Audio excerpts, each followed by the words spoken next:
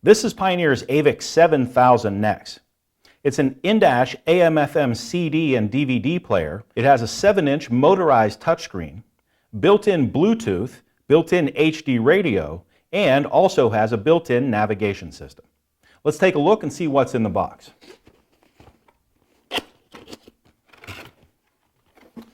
Okay, we have our Bluetooth microphone, and we have our USB extension because the USB ports are on the back of this radio. We have our wire harness for power and ground and speakers from the car.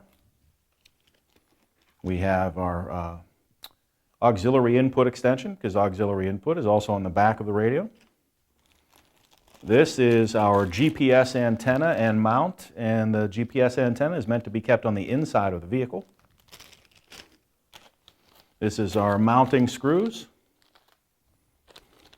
Okay, we have our warranty card.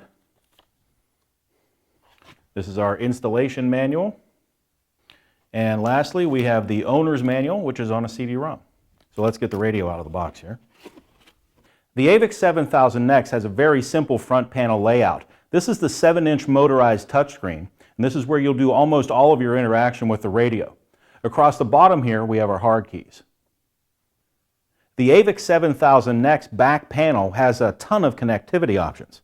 Here, this green plug is where we would plug in the GPS antenna, and the GPS antenna is meant to be kept inside the vehicle. The black plug here is our rear audio out for second zone entertainment. We have two USB inputs right here, USB 1, USB 2.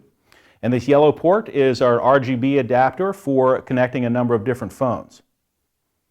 Up here is the full-size HDMI port. The yellow plug right here is our rear video output. The brown plug beside it is the dedicated backup camera input. And red and white RCAs here are for subwoofer output. Over on this side, we have our wire harness from power and ground from the car is right here. We have wired remote control input here through a third-party adapter for your steering wheel controls.